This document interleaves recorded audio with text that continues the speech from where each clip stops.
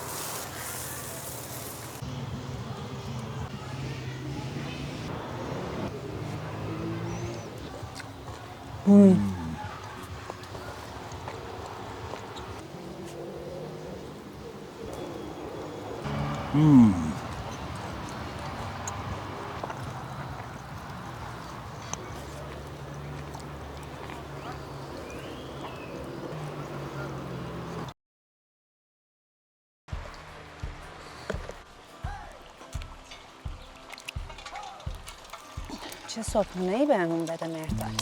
بله، تخم مرغ آتیشی، مرسی.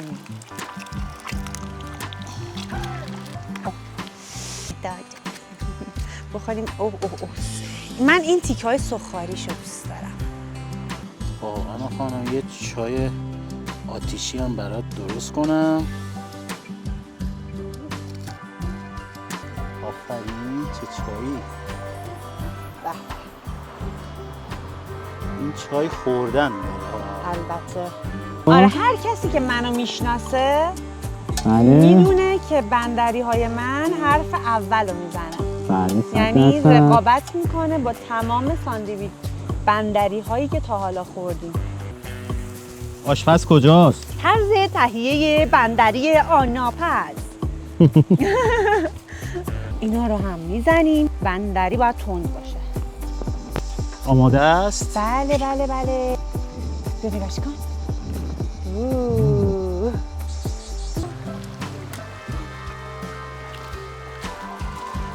وقتی پاتو میذاری تو آب خیلی حس خوبی داره. خیلی انرژی مثبت داره آب. یه ذره بریزم روش.